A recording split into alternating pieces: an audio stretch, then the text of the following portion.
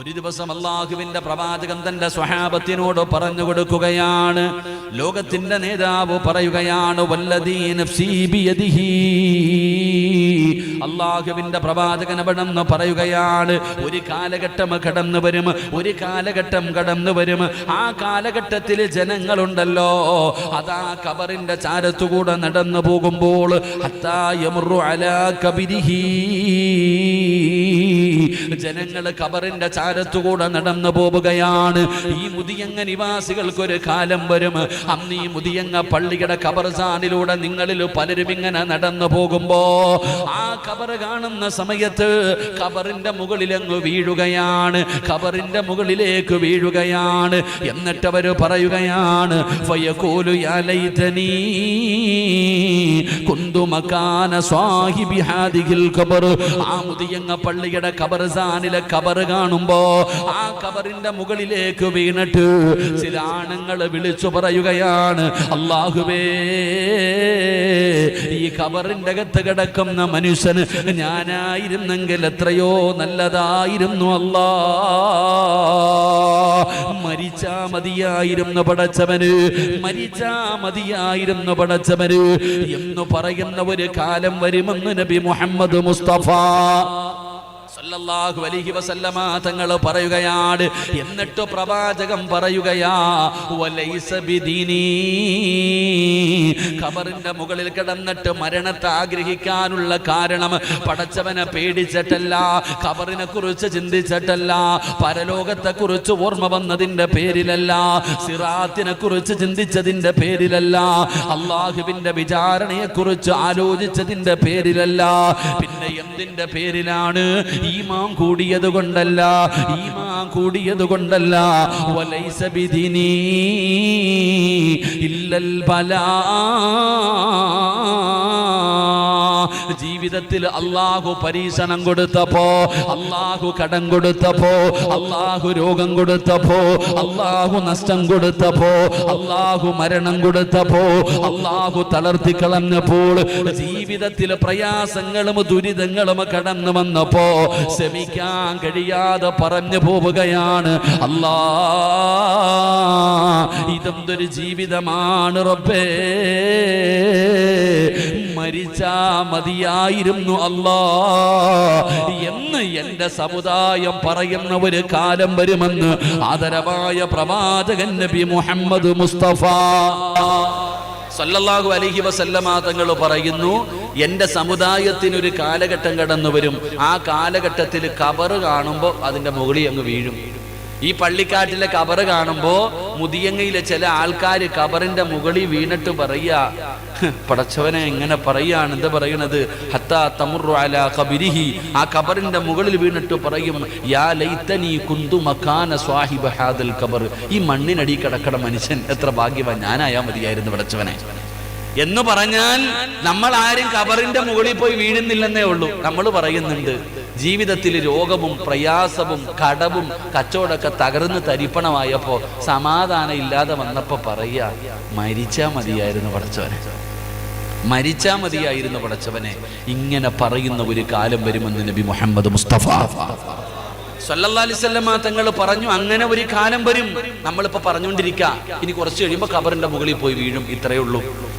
എന്റെ പ്രിയപ്പെട്ട സഹോദരങ്ങളെ, എങ്കിൽ എന്തുകൊണ്ടാണ് നമുക്കിങ്ങനെ സംഭവിച്ചത്? എടാ, ഞാൻ ചോദിക്കട്ടെ ചങ്ങാതി, നീ ചെയ്യുന്ന അതേ കച്ചവടം തന്നെയല്ലേ ഈ മുതിയങ്ങയിൽ പലരും ചെയ്യണേ? പക്ഷെ ഓൻ രക്ഷപ്പെട്ടല്ലോ, നീ എന്താ രക്ഷപ്പെടാത്ത? നിന്നെക്കാലിട കൂലിപ്പണി ചെയ്ത് നടക്കുന്നവൻ പോലും 2 നില വീട് വെച്ച്, നീ ഗൾഫിൽ കിടന്ന് കഷ്ടപ്പെടാൻ തുടങ്ങിയിട്ട് എത്ര കൊല്ലമായി?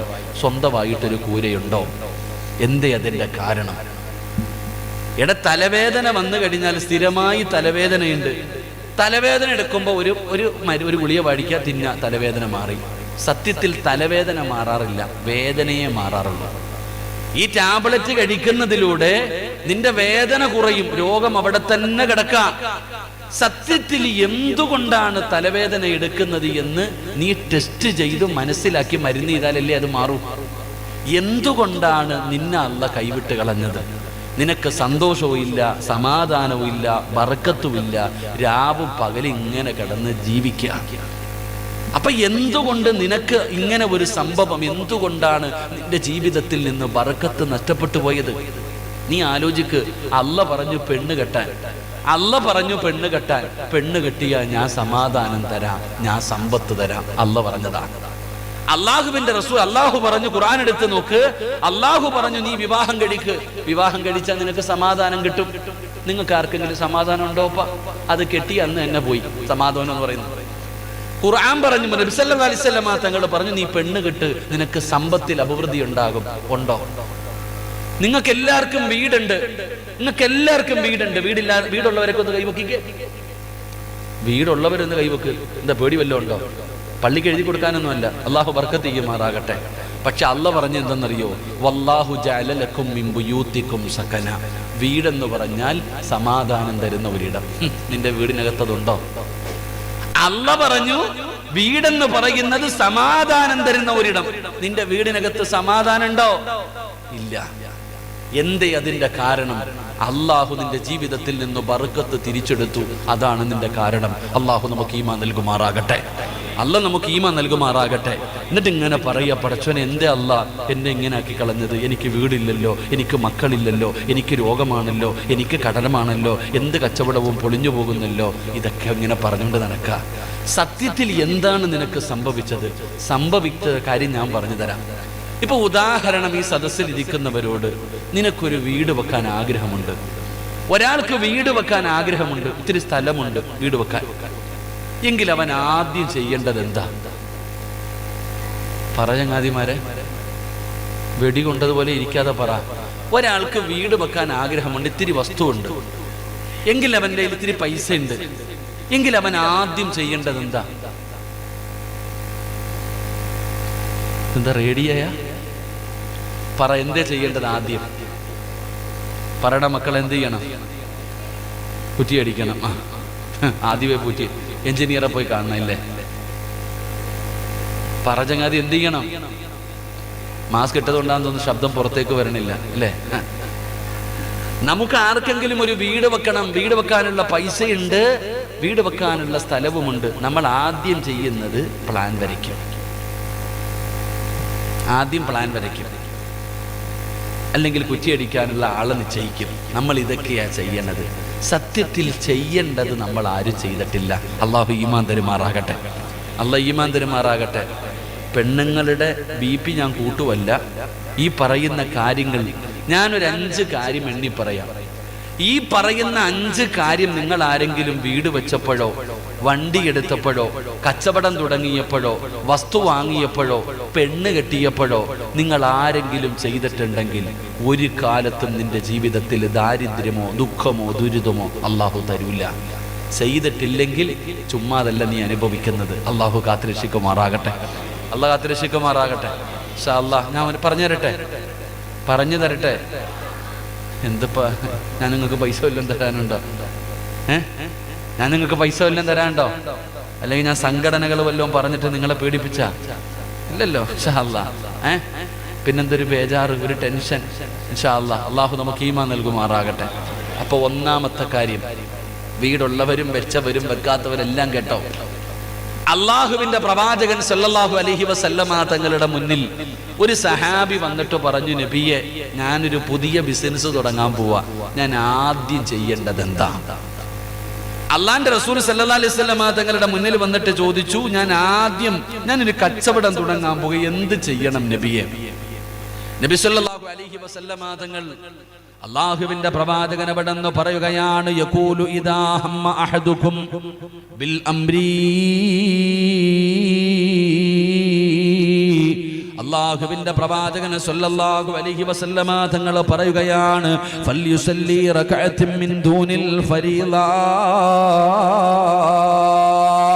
അല്ലാഹുവിന്റെ പ്രവാചകന്റെ മുന്നിൽ കച്ചവടം തുടങ്ങാൻ ആലോചിക്കുന്ന ഒരു മനുഷ്യനുണ്ടല്ലോ, റസൂലുള്ളാഹി തങ്ങളുടെ മുന്നിൽ വന്നിട്ട് ചോദിക്കുന്നു, നബിയേ, ഒരു കച്ചവടം തുടങ്ങാൻ പോവുകയാണ്, ഞാൻ ആദ്യമായിട്ട് ചെയ്യേണ്ടത് എന്താണ്? പോയിട്ട് കട നോക്കാനല്ല പറഞ്ഞത്, ബിൽഡിംഗ് കെട്ടാനല്ല പറഞ്ഞത്, പണം കൂട്ടാനല്ല പറഞ്ഞത്, അല്ലെങ്കിൽ പാർട്ണർമാരെ വിളിക്കാനല്ല റസൂലുള്ളാഹി പറഞ്ഞത്. അല്ലാഹുവിന്റെ റസൂൽ പറഞ്ഞത് എന്തെന്നറിയുമോ? എടാ, വീട് വെക്കാൻ സ്ഥലം നോക്കി. നിന്റെ കയ്യിൽ പൈസയുണ്ട്, വീട് വെക്കണമെന്ന് ആഗ്രഹമുണ്ടാകുമ്പോ ആദ്യം വരയ്ക്കേണ്ടത് പ്ലാനല്ല, നല്ല എഞ്ചിനീയറെയല്ല പോയി നോക്കേണ്ടത്, അല്ലെങ്കിൽ പടച്ചവനെ കുറ്റികടിക്കാനുള്ള ദിവസമല്ല നിശ്ചയിക്കേണ്ടത്, അല്ലെങ്കിൽ പടച്ചവനെ അല്ലെങ്കിൽ മറ്റുള്ള വഴികളല്ല നേടേണ്ടത്. റസൂലുള്ള പറയുകയാ, അവിടെന്ന് പറഞ്ഞു ഫൽയുസല്ലി റകഅത്തിൻ മിൻ ദൂനിൽ ഫരീള, 2 റകഅത്ത് നമസ്കരിക്കണേ. റസൂലുള്ളയാണ് പറയുന്നത്, മോനെ 2 റകഅത്ത് നമസ്കരിക്കണമെടാ. വീട് വെക്കുന്നതിന് മുമ്പ്, വീടിന് കുറ്റിയടിക്കുന്നതിന് മുമ്പ്, എഞ്ചിനീയറെ കാണാൻ പോകുന്നതിന് മുമ്പ്, വണ്ടി എടുക്കാൻ മനസ്സിൽ ആഗ്രഹമുണ്ടാകുമ്പോ നീ ചെയ്യേണ്ടത് എന്തെന്നറിയുമോ? അള്ളാന്റെ റസൂല് പറയുകയാണ്, നീ 2 റകഅത്ത് നമസ്കരിക്കണേ. സലാം വീട്ടിയതിന് ശേഷം അള്ളാഹുവിന്റെ ദർബാറിലേക്ക് 2 കരങ്ങൾ ഉയർത്തിയിട്ട് കരഞ്ഞുകൊണ്ട് പടച്ചവനോട് പറയണം, അല്ലാ, ഒരു കച്ചവടം തുടങ്ങാൻ പോവുകയാണ് തമ്പുരാനെ. നല്ലതാണോ മോശമാണോ? ഇതിലൂടെ ഞാൻ രക്ഷപ്പെടുമോ? ഇതിലൂടെ ഞാൻ പരാജയപ്പെടുമോ? എനിക്കറിയില്ല തമ്പുരാനെ. അല്ലാ, ഇത് നല്ലതാണെങ്കിൽ നീ നടത്തി തരണേ അല്ലാ. പോകുന്ന വഴികളൊക്കെ തുറന്നു തരണേ അല്ലാ. ഈ കച്ചവടത്തിലൂടെ ഞാൻ നഷ്ടപ്പെട്ടു പോകുമെങ്കിൽ, ഈ കച്ചവടത്തിലൂടെ ഞാൻ നശിച്ചു പോകുമെങ്കിൽ, ഈ വീട് കെട്ടുന്നതിലൂടെ ഞാൻ ദാരിദ്ര്യത്തിൽ പെട്ടുപോകുമെങ്കിൽ തടസ്സങ്ങൾ നൽകി ഇത് തട്ടി മാറ്റണേ അല്ലാ എന്ന് നീ നിസ്കരിച്ച് ദുആ ചെയ്യണമെന്ന് ആദരവായ പ്രവാചകൻ നബി മുഹമ്മദ് മുസ്തഫ, ആദരവായ പ്രവാചകൻ നബി മുഹമ്മദ് മുസ്തഫ സല്ലല്ലാഹു അലൈഹി വസല്ലം തങ്ങൾ പറഞ്ഞു, ആദ്യം ചെയ്യേണ്ടത് 2 റകഅത്ത് നിസ്കരിച്ചിട്ട് അള്ളാന്റെ കയ്യിൽ ഏൽപ്പിക്കണം. അള്ളാഹു ഈമാൻ തരുമാറാകട്ടെ, അള്ളാഹ് ഈമാൻ തരുമാറാകട്ടെ. അപ്പൊ വീട് വെക്കണമെന്ന് തീരുമാനിച്ചപ്പോ 2 റകഅത്ത് നിസ്കരിച്ചിട്ട് ദുആ ചെയ്ത ആരെങ്കിലും ഉണ്ടെങ്കിൽ ഒന്ന് കൈപൊക്കിക്കേ.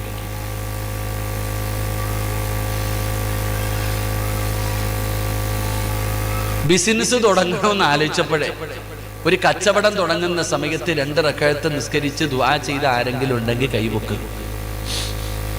പെണ്ണ് കെട്ടണമെന്ന് തീരുമാനിച്ചപ്പോൾ നിസ്കരിച്ച ആരെങ്കിലും ഉണ്ടോ? നിനക്ക് ബർക്കത്ത് വേണം, വരും, മോളീന്ന് വരും, കാത്തിരുന്നു. അല്ലാഹ് ഈമാൻ തരുമാറാകട്ടെ, അല്ലാഹ് ഈമാൻ തരുമാറാകട്ടെ. എടാ, നീ തുടങ്ങിയപ്പോ നിനക്ക് ഓർക്കാനൊന്നും വയ്യ. നിനക്ക് എന്തെങ്കിലും കാര്യം തുടങ്ങുമ്പോ അല്ലാഹും വേണ്ട, ആരും വേണ്ട, പെട്ട് കഴിയുമ്പോ വേണം. കട തുടങ്ങി പൂട്ടാറായി, ലക്ഷങ്ങളുടെ നഷ്ടം വന്നു, കടത്തിലായി. അപ്പൊ പള്ളിക്കകത്ത് വന്നിരുന്നിട്ട് അല്ലാ അല്ലാ അല്ലാ അല്ലാ. ആർക്ക് വേണം നിന്റെ അല്ല വിളി?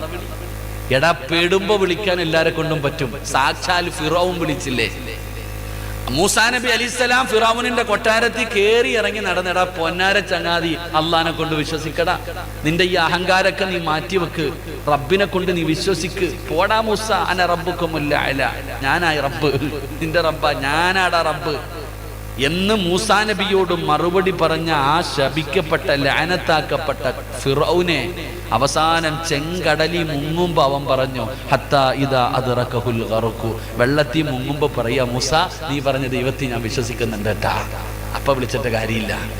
എടാ, നീ വീട് കെട്ടുന്നതിന് മുമ്പ്, നീ പെണ്ണ് കെട്ടുന്നതിന് മുമ്പ്, നീ കച്ചവടം തുടങ്ങുന്നതിന് മുമ്പ്, നീ വണ്ടി എടുക്കുന്നതിന് മുമ്പ്, നീ വസ്തു വാങ്ങുന്നതിന് മുമ്പ് അള്ളാനോട് പറയണം, ഇത് നല്ലതാണോ മോശമാണോ എനിക്കറിയത്തില്ല അല്ലാ.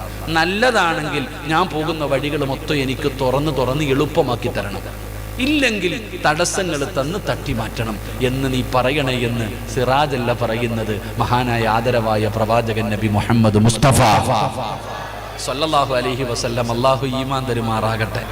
അപ്പൊ ഒന്നാമത്തെ കാര്യം തന്നെ ചെയ്തിട്ടില്ല. ഇപ്പൊ മനസ്സിലായ? ഒന്നാമത്തെ കാര്യം തന്നെ നിങ്ങൾ ചെയ്തിട്ടില്ല. പിന്നെ എങ്ങനെ നിങ്ങൾക്ക് അഭിവൃദ്ധി ഉണ്ടാകും? ഇനി രണ്ടാമത് ചെയ്യേണ്ടത് എന്താ? വിശദീകരിക്കുന്നില്ല, ആകെ 1 മണിക്കൂറല്ലേ ഉള്ളൂ. വിശദീകരിക്കുന്നില്ല.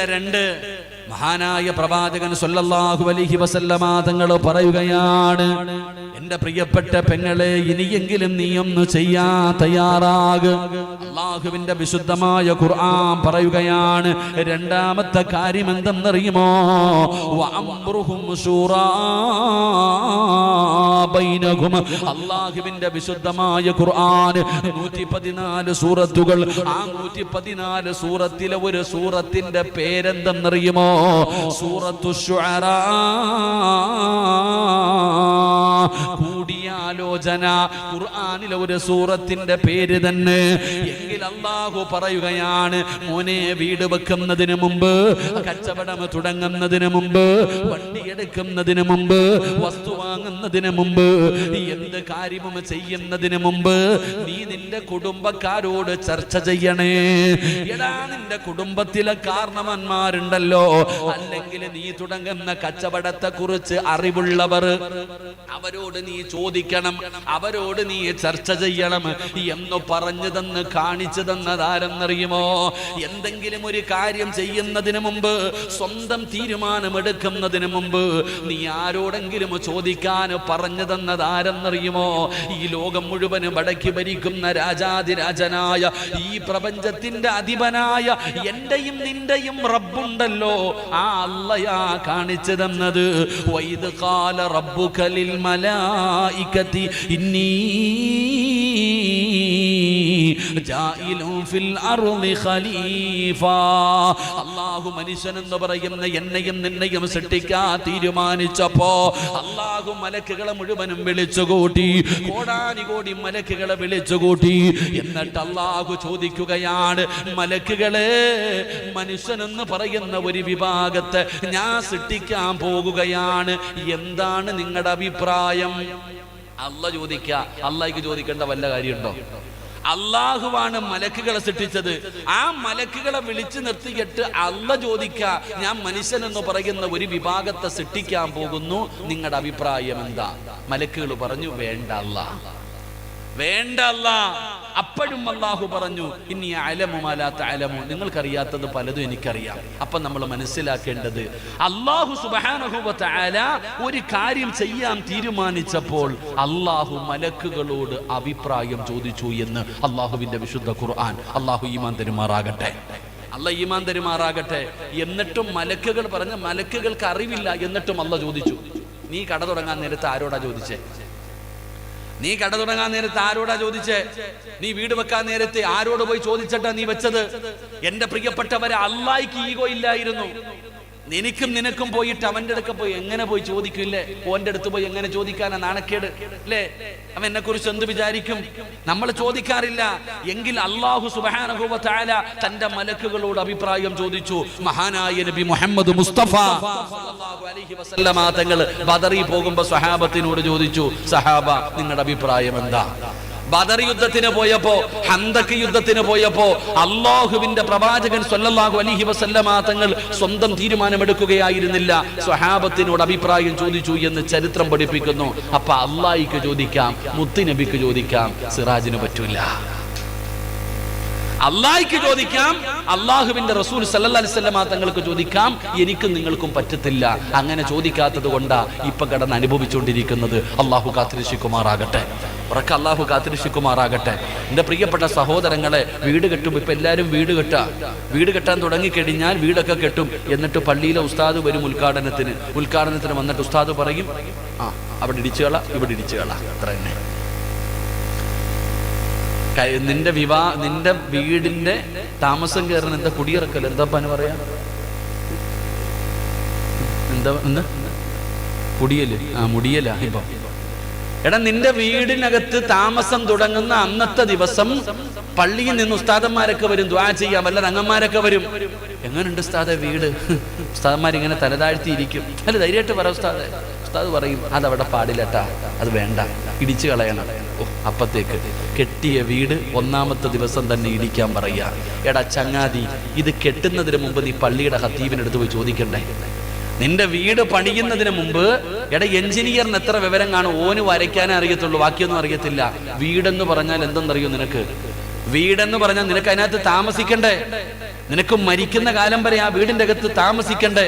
നിനക്ക് സമാധാനം വേണ്ടേ? റസൂലുള്ളാഹി സ്വല്ലല്ലാഹു അലൈഹി വസല്ലമ തങ്ങൾ പറഞ്ഞു, ഇദാ അറത്ത റസൂലുള്ളാഹി സ്വല്ലല്ലാഹു അലൈഹി വസല്ലമ തങ്ങൾ പറഞ്ഞു, ഒരു മനുഷ്യനെ അള്ളാഹു നശിപ്പിക്കാൻ ഉദ്ദേശിച്ചാൽ അവന് കള്ളുകുടിക്കല്ലേ കൊടുക്കുന്നേ. ഒരാളെ അള്ളാഹു നശിപ്പിക്കാൻ ഉദ്ദേശിച്ച അവനെ കള്ളുകുടിയനാക്കൂല, അതല്ല, അല്ലെങ്കിൽ പെണ്ണുപിടിയനോ പലിശക്കാരനാക്കൂല. അള്ളാഹു ഒരാളെ നശിപ്പിക്കാൻ ഉദ്ദേശിച്ചാൽ അവന് വീട് വെക്കാൻ ആഗ്രഹം കൊടുക്കും. അവന് വീട് വെക്കാൻ ആഗ്രഹം കൊടുക്കും. അവൻ മുടിഞ്ഞു പോകും. അള്ളാഹു കാത്തുരക്ഷിക്കുമാറാകട്ടെ. ഈ മുതിയങ്ങ മുതൽ നേരെ ചെറുവാഞ്ചേരി വരെ പോയാൽ മതി. ഇതിനിടയിൽ എത്ര വീടുകൾ ഇന്നും അങ്ങനെ കിടക്കുന്നുണ്ട്. എന്റെ പ്രിയപ്പെട്ട സഹോദരങ്ങളെ, വീട് വെക്കാൻ തുടങ്ങി. തന്റെ ജീവിതകാലം മുഴുവനും ഉണ്ടാക്കിയത് മുഴുവനും പൈസ ചെലവഴിച്ചു. വീടിന്റെ പണി തീർന്നോ? ഇല്ല. പിന്നെ കടം വാങ്ങാൻ തുടങ്ങി, പെണ്ണും പൊള്ളയുടെ വിൽക്കാൻ തുടങ്ങി. അതും തീരുന്നില്ല. അവസാനം പോയി ലോൺ എടുത്തു.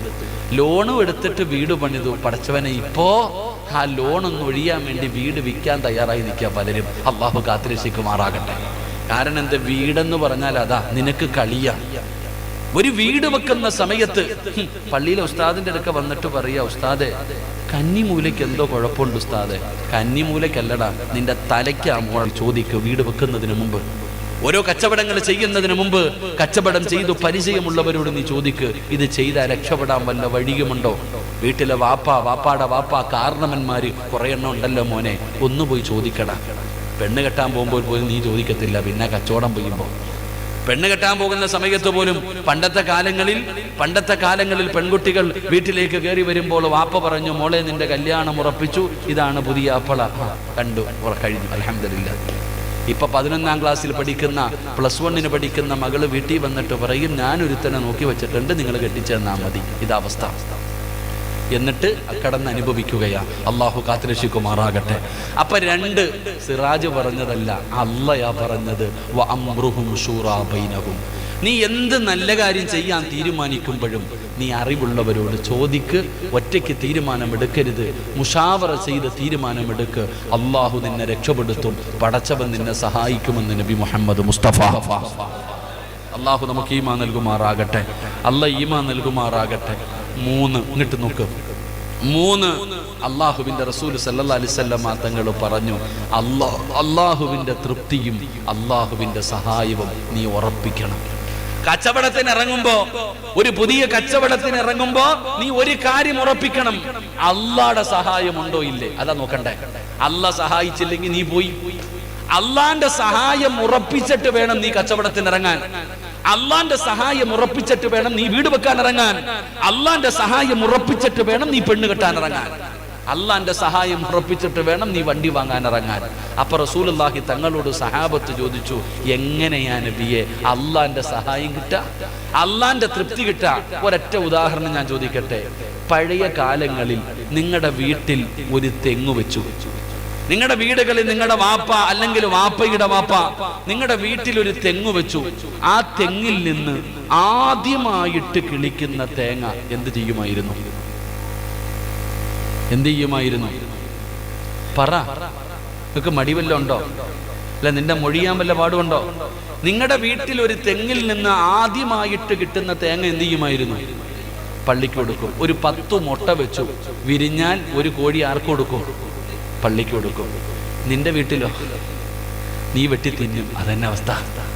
അവർക്ക് വിവരം ഉണ്ടായിരുന്നു, അവർക്ക് ബുദ്ധി ഉണ്ടായിരുന്നു.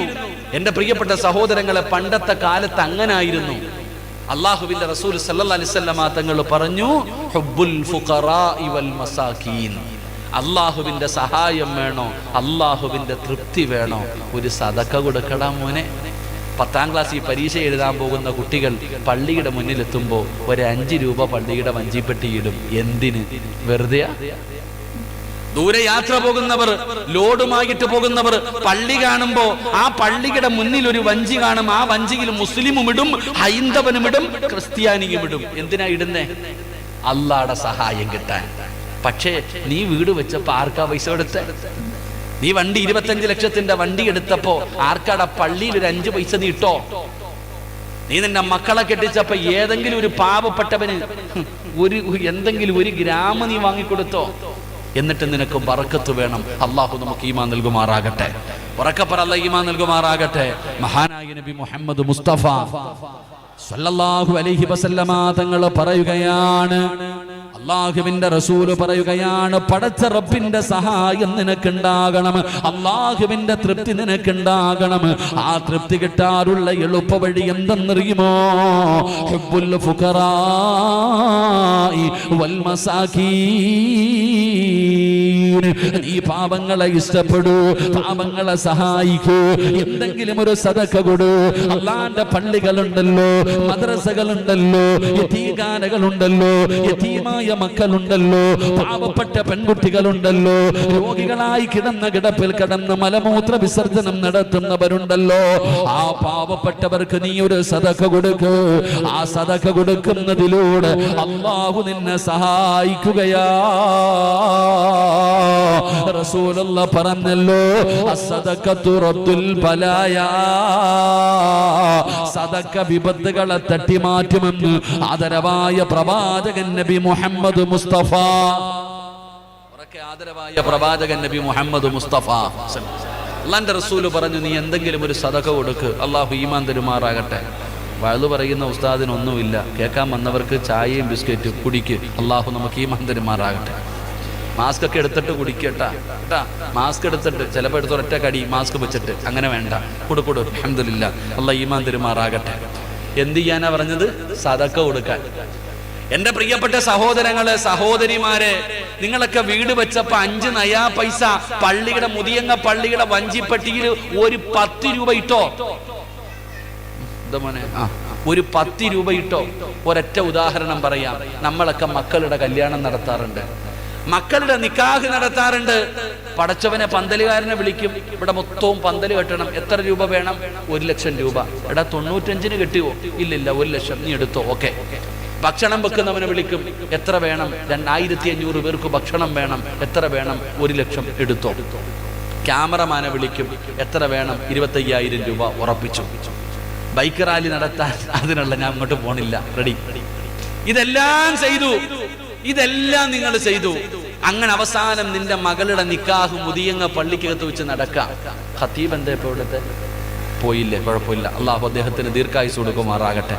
മുതിയങ്ങ പള്ളിക്കകത്ത് വെച്ചിട്ട് നിന്റെ മോന്റെ കെട്ട് നടക്കാം, നിന്റെ മകളുടെ നിക്കാഹ് നടക്കുകയാ. അങ്ങനെ നീ വിളിച്ചവരെല്ലാവരും വന്നു, പള്ളിക്കകത്ത് വന്നു. അവസാനം പള്ളിയിലെ ഖത്തീബ് വന്നിട്ട് കൈ പിടിച്ചു വെച്ചിട്ട് പറഞ്ഞു, ഉസവ്വിജുക അലാമ അമറല്ലാഹു തആല ബിഹി മിൻ ഇംസാകിൻ ബിമഅറൂഫിൻ ഔ തസ്രീഹിൻ ബിഇഹ്സാൻ. സവ്വജതുക വൻകഹതുക എന്നൊക്കെ പറഞ്ഞിട്ട് ഉസ്താദ് അങ്ങോട്ട് കല്യാണം നടത്തി. നിന്റെ നിക്കാഹ്, നിന്റെ മകളുടെ നിക്കാഹ് നടത്തി കൊടുത്തു. എന്നിട്ട് ഉസ്താദ് 2 കൈയും ഉയർത്തിയിട്ട് അള്ളാഹിനോട് പറയുക, അയ്യുഹൽ അറൂസാൻ ബാറകല്ലാഹു ലകുമാ വ ബാറക അലൈകുമാ വ ജമഅല്ലാഹു ബൈനകുമാ ഫീ ഖൈരിൻ വ ലുത്ഫിൻ വ ആഫിയ. എന്താ അർത്ഥം എന്നറിയോ? അല്ലാഹുവേ, ഈ നവദമ്പതികൾക്ക് നീ ബറക്കത്ത് ചെയ്യണേ അല്ലാ, നല്ല ജീവിതം കൊടുക്കണേ അല്ലാ, ഒത്തൊരുമ കൊടുക്കണേ അല്ലാ. ഉസ്താദ് നെഞ്ചു പൊട്ടിയിട്ട് ദുആ ചെയ്യുക. അപ്പം നിന്റെ വാപ്പ പോലും ചിലപ്പോൾ ഇങ്ങനെ വെച്ചിരിക്കണ കൈ, നിന്റെ വാപ്പ പോലും ചിലപ്പോ കൈ ഇങ്ങനെ താഴെ ഇട്ടിട്ടിരിക്കുക, അങ്ങോട്ടും ഇങ്ങോട്ടും നോക്കുക, ആമീൻ പറയണമെന്നില്ല. നിന്റെ കൂടപ്പുറപ്പ് ക്യാമറയും പിടിച്ചോണ്ട് ഇങ്ങനെ നടക്കുക.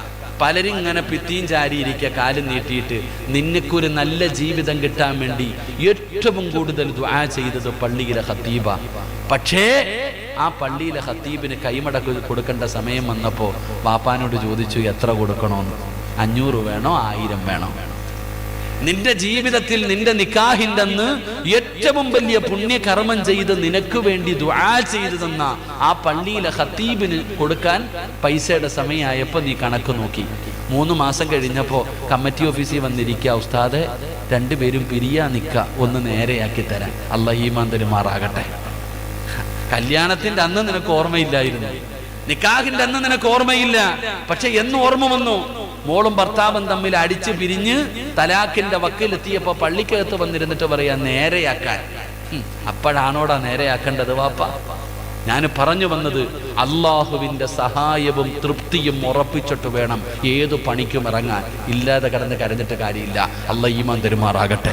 അതിനുള്ള വഴി ഒരു 10 പൈസ, ഒരു 10 രൂപ, ഒരു 5 രൂപ അള്ളാഹു പറയുന്നു, പള്ളിക്കോ മദ്രസയ്ക്കോ യതീംഖാനയ്ക്കോ നിനക്ക് ഇഷ്ടമുള്ളവർക്ക് നീ കൊടുക്ക്, അള്ളാഹു നിന്നെ സഹായിക്കുമെന്ന് നബിയുനാ റസൂലുള്ളാഹി. 3 4 നിർത്താറായോ? സാധാ മടുക്കുമ്പോ പറയണം കേട്ടാ, കാരണം ഇത് വയലല്ലല്ലോ, ക്ലാസ് അല്ലേ, അതുകൊണ്ട്. 4 മഹാനായ നബി മുഹമ്മദ് മുസ്തഫ സല്ലല്ലാഹു അലൈഹി വസല്ലമ തങ്ങളുടെ തൃപ്തിയും സഹായവും വേണം നീ രക്ഷപ്പെടണമെങ്കിൽ. അള്ളാഹുവിന്റെ പ്രവാചകൻ സല്ലല്ലാഹു അലൈഹി വസല്ലമ തങ്ങളുടെ തൃപ്തിയും സഹായവും ഉണ്ടെങ്കിലേ നീ രക്ഷപ്പെടത്തുള്ളൂ. അതിനെന്തേ ചെയ്യണ്ടേ? അള്ളാഹുടെ സഹായം കിട്ടി, അള്ളാഹുവിന്റെ തൃപ്തി നിനക്ക് കിട്ടി. ഇനി പ്രവാചകൻ സല്ലല്ലാഹു അലൈഹി വസല്ലമ തങ്ങളുടെ തൃപ്തി നിനക്കുണ്ടാകണം. വീട് വെച്ചാലും, വണ്ടി എടുത്താലും, പെണ്ണ് കെട്ടിയാലും, വസ്തു വാങ്ങിയാലും, കച്ചവടം തുടങ്ങിയാലും അള്ളാന്റെ തൃപ്തിയും വേണം, മുത്തുനബിയുടെ തൃപ്തിയും വേണം. അള്ളാഹുവിന്റെ റസൂലിന്റെ തൃപ്തി കിട്ടാനുള്ള എളുപ്പ വഴി അള്ളാന്റെ വിശുദ്ധമായ ഖുർആൻ പാരായണം ചെയ്യുമെന്ന് നബിയിന റസൂലുള്ളാഹി. എന്റെ പൊന്നുമോനെ, എടാ പൊന്നാര ചങ്ങാതി, വീട് വെക്കുന്നതിന് മുമ്പ് പള്ളിയിലെ ഉസ്താദിനെ വിളിച്ചിട്ട് ഒരു ഫാത്തിഹയെങ്കിലും ഓതിപ്പിക്കുക. അത്ര ഞാൻ പറഞ്ഞുള്ളൂ. നിനക്ക് റസൂലുള്ളാഹി തങ്ങളുടെ സഹായം വേണോ? ഖുർആൻ ഓത്. പള്ളിയിലെ ഉസ്താദിനെ വിളിക്കണമെന്ന് ഞാൻ പറയുന്നില്ല, നീയെങ്കിലും ഇരുന്നിട്ട് ഒരു യാസീൻ ഓതടാ മോനെ. വണ്ടി എടുക്കാൻ പോകുന്നതിന് മുമ്പ്, കച്ചവടം തുടങ്ങാൻ പോകുന്നതിന് മുമ്പ് ഒരു യാസീൻ ഓതടാ. കാരണം എന്തെന്നറിയോ? ഖുർആനിൽ 114 സൂറത്തുണ്ട്. പക്ഷേ മരിച്ച വീട്ടിൽ പോയാലും യാസീൻ, കല്യാണ വീട്ടിൽ പോയാലും യാസീൻ, മൗലിദിന് പോയാലും യാസീൻ, എവിടെ പോയാലും യാസീൻ. എന്താ യാസീന്റെ പ്രത്യേകത? റസൂലുള്ളാഹി സ്വല്ലല്ലാഹു അലൈഹി വസല്ലമ തങ്ങൾ പറഞ്ഞു, യാസീൻ ഓതുമ്പോൾ എന്തിനു വേണ്ടിയാണോ ഓതുന്നത് അത് അല്ലാഹു കൊടുക്കുമെന്ന് നബി മുഹമ്മദ് മുസ്തഫ. യാസീൻ ഓതുന്നത് പടച്ചവനെ എന്റെ കച്ചവടത്തിൽ ബർക്കത്തുണ്ടാകണം എന്ന് നിയത്ത് ചെയ്തിട്ട് ഓതിയ ബർക്കത്തുണ്ടാകും. പടച്ചവനെ എന്റെ വണ്ടി, പടച്ചവൻ എന്നെ അപകടങ്ങളെ തൊട്ട് നീ കാക്കണം, യാസീൻ ഓതിയ അത് തന്നെ ഉണ്ടാകും. റസൂലുള്ളാഹി തങ്ങൾ പറഞ്ഞു, യാസീൻ ഓതിയിട്ട് ദുആ ചെയ്താൽ അല്ലാഹു സ്വീകരിക്കുമെന്ന് നബിയിന റസൂലുള്ളാഹി. അതാ യാസീന്റെ പ്രത്യേകത. അതാണ് യാസീന്റെ പ്രത്യേകത. എടാ, മരിച്ച് മുതിയങ്ങ പള്ളിയുടെ ഖബർസാനി കിടക്കുന്ന നിന്റെ വാപ്പാടെ ഖബറിന്റെ ചാരത്ത് പോയിട്ട് നീ യാസീൻ ഓതിയ നിന്റെ വാപ്പ 40 ദിവസം രക്ഷപ്പെട്ടു. റസൂലുള്ളാഹി തങ്ങൾ പറഞ്ഞു, ഖബറിന്റെ ചാരത്ത് പോയി നിന്ന് യാസീൻ ഓതിയാൽ 40 ദിവസം ഖബറാളികളുടെ ശിക്ഷ അല്ലാഹു മാറ്റിക്കൊടുക്കുമെന്ന് നബിയിന റസൂലുള്ളാഹി. അതുകൊണ്ട് മുത്തുനബിയുടെ, അള്ളാഹുവിന്റെ റസൂലിന്റെ തൃപ്തിയും സഹായവും നിനക്ക് വേണമെങ്കിൽ നീ എന്ത് ചെയ്യണം? ഖുർആൻ ഓതണം, യാസീൻ ഓതണം. യാസീൻ ഓതിയില്ലെങ്കിലും ഒരു ഇഖ്ലാസ് എങ്കിലും ഓതു മോനെ, ഒരു ഫാത്തിഹയെങ്കിലും ഓത്, ഒരു സൂറത്തെങ്കിലും നീ ഓത്. ആ ഓതുന്നതിലൂടെ അള്ളാന്റെ തൃപ്തിയും കിട്ടി. മഹാനായ നബി മുഹമ്മദ് മുസ്തഫ സല്ലല്ലാഹു അലൈഹി വസല്ലമ തങ്ങളുടെ തൃപ്തിയും സഹായവും നിനക്ക് ലഭിക്കുകയാണ്. അല്ലാഹ് നിന്നെ രക്ഷപ്പെടുത്തിയില്ലേ? മുത്തുനബി ഇഷ്ടപ്പെട്ട് കഴിഞ്ഞില്ലേ? ഇനി എന്താണ് നിനക്ക് വേണ്ടത്? ഒന്ന്, ഏത് നല്ല കാര്യവും ചെയ്യാൻ തീരുമാനിക്കുമ്പോൾ ഒന്നാമത് ചെയ്യേണ്ടത് ഫൽയുസല്ലി റകഅത്തൻ മിൻ ദൂനിൽ ഫരീള, 2 റകഅത്ത് നിസ്കരിച്ചിട്ട് ദുആ ചെയ്യണേ. രണ്ടാമത്തെ കാര്യം എന്തെന്നറിയുമോ? അറിവുള്ളവരോട് ചോദിക്ക്, മുശാവറ ചെയ്ത് വഅംറുഹും ശൂറാ ബൈനഹും. നീ അറിവുള്ളവരോട് ചോദിക്കാതെ നീ ചെയ്യരുത്. 3, അല്ലാഹുവിന്റെ തൃപ്തി നേടണേ, അല്ലാഹുവിന്റെ സഹായം നേടണേ. അതിനുള്ള എളുപ്പ വഴി ഹുബ്ബുൽ ഫുഖറാഇ വൽ മസാകീൻ. എന്തെങ്കിലും ഒന്ന് സദഖ കൊടുക്കൂ. 4, പ്രവാചകന്റെ തൃപ്തി വേണം, അല്ലാഹുവിന്റെ റസൂൽ നിന്നെ സഹായിക്കണം. അതിനുള്ള വഴി എന്ത്? ഖുർആൻ ഓത്, സൂറത്തു യാസീൻ ഓത്, സൂറത്തുൽ ഇഖ്ലാസും മുഅവ്വദതൈനും ഓത്. അതിലൂടെ മുത്തുനബിയുടെ സഹായം നിനക്ക് ലഭിക്കുമെന്ന് ആദരവായ പ്രവാചകൻ നബി മുഹമ്മദ് മുസ്തഫ. 5ാമത്തെ കാര്യം എന്തെന്നറിയുമോ? അല്ലാഹു കഴിഞ്ഞു, മുത്തുനബി കഴിഞ്ഞു. അടുത്ത കാര്യം എന്തെന്നറിയോ? ഉമ്മാനെ കൊണ്ട് ദുആ ചെയ്യിപ്പിക്കണേ, വാപ്പാനെ കൊണ്ട് ദുആ ചെയ്യിപ്പിക്കണേ. മാതാപിതാക്കളുടെ തൃപ്തിയും ദുആയും നീ വാങ്ങിയാ നീ രക്ഷപ്പെടുമെന്ന് നബി മുഹമ്മദ് മുസ്തഫ. 5ാമത്തെ കാര്യം, വാപ്പാന്റെയും ഉമ്മാന്റെ അടുക്കലും പോയി പറഞ്ഞിട്ട് പറയണം ദുആ ചെയ്യാൻ. വീടിന്റെ മുന്നിൽ ഒരു പുതിയ കാറ് വന്നു നിന്നു. വാപ്പ ചോദിച്ചു, ആരുടേതാ? ഞാൻ എടുത്തതാ വാപ്പ. ഇത് ഏതാടാ ഈ പെണ്ണ്? കല്യാണം കഴിച്ചിട്ട് വിളിച്ചോണ്ട് വരുവാ വാപ്പ. ഇതാ നിന്റെ അവസ്ഥ. ഒരു കച്ചവടം തുടങ്ങി. മുതിയങ്ങയില്, ചെറുവാഞ്ചേരിയില്, കൂത്തുപറമ്പിൽ ഒരു കട തുടങ്ങി. ലക്ഷങ്ങളുടെ കടം വന്നിട്ട് അവസാനം വീടിന്റെ അകത്ത് ബെഡ്റൂമിൽ ചെന്നപ്പോ പെണ്ണുമ്പിള്ള എടുത്ത് പറഞ്ഞു, എടി പൊന്നാര ഐഷ മൊത്തവും പോയടി. അങ്ങനെ തന്നെ വേണേക്കാ നിങ്ങൾക്ക്. സ്വന്തം പെണ്ണുമ്പിള്ള പറയാ അങ്ങനെ തന്നെ വേണം. അന്നേ ഞാൻ പറഞ്ഞല്ലേ ഈ പണിക്കിറങ്ങണ്ടാന്ന്. ലക്ഷങ്ങളുടെ കടം വന്നിട്ട് ബെഡ്റൂമിൽ ചെന്നപ്പോ കൂടെ കിടക്കുന്നവള് പറയാ നിങ്ങൾക്ക് അങ്ങനെ തന്നെ വേണം. ഉടനെ അവിടുന്ന് സമാധാനമില്ലാതെ വെളി വന്നിട്ട് ഹാളി വന്നിട്ട് കാല് നീട്ടിക്കിട്ട് ലൈറ്റ് ഓഫ് ആക്കിയിട്ടിരിക്കുക. ഉമ്മ വന്നിട്ട് ചോദിക്കുന്നു, എന്തേ മോനെ ഉറങ്ങണില്ലേ? എന്തേ ഉമ്മ ഉറങ്ങണില്ലേ? ഉമ്മ കച്ചവടമൊക്കെ പോയി ഉമ്മ, എല്ലാം നഷ്ടത്തിലായി. പോട്ട മോനെ, അല്ല സഹായിക്കൂടാ. അതാ ഉമ്മ. എല്ലാം നഷ്ടപ്പെട്ടിട്ട് നീ ഇരിക്കുമ്പോഴും ഉമ്മയ്ക്ക് പരാതിയൊന്നുമില്ല. ഉമ്മ പറയും, അള്ളാഹു നിന്നെ സഹായിക്കും, നീ പേടിക്കണ്ട. അള്ളാഹു നമുക്ക് ഈമാൻ തരുമാറാകട്ടെ. എൻ്റെ പ്രിയമുള്ള സഹോദരങ്ങളെ, മുഅ്മിനീങ്ങളെ, ഞാൻ പറഞ്ഞു വന്നത്, നീ ബാപ്പാനോടും ഉമ്മാനോടും പറഞ്ഞിട്ട് ദുആ ചെയ്യിപ്പിക്കണം. അവരുടെ ദുആ നിന്റെ ജീവിതത്തിൽ വലിയ ഒരു ഘടകമാണ് രക്ഷപ്പെടാൻ. എൻ്റെ പ്രിയപ്പെട്ട സഹോദരങ്ങളെ, ചരിത്രം എടുത്തു നോക്ക്. നമ്മളിൽ എത്ര പേരാ ഉമ്മാനോടും ബാപ്പാനോടും പറയുന്ന? പെണ്ണുമ്പിള്ള അടുത്ത് എല്ലാം പറയും. ഞാനും നിങ്ങളും ഭാര്യയുടെ അടുത്ത് പോയിട്ട് എല്ലാ കാര്യങ്ങളും പറയും. പക്ഷേ അതിനകത്ത് ചർച്ച ചെയ്യുന്ന ഉമ്മ വെളിയിൽ നിന്ന് കേൾക്കണേ. ഒരൊറ്റ ഉദാഹരണം ഞാൻ ചോദിക്കട്ടെ. എത്രയോ കേരളത്തിലെ ഏറ്റവും വലിയ സമ്പന്നന്മാരുടെ ചരിത്രം എടുത്തു നോക്ക്. രാവിലെ അവർ വൈകുന്നേരം കച്ചവടം കഴിഞ്ഞ് വീട്ടിൽ കയറി വന്നാൽ നേരെ ഉമ്മ ഉണ്ടോ വാപ്പ ഉണ്ടോ മാതാപിതാക്കൾ ഉണ്ടെങ്കിൽ അവരുടെ റൂമിൽ പോയിട്ട് താക്കോല് തലകണിയുടെ അടിയിൽ വെച്ചിട്ട് ഉമ്മായെ പോയി കാണും.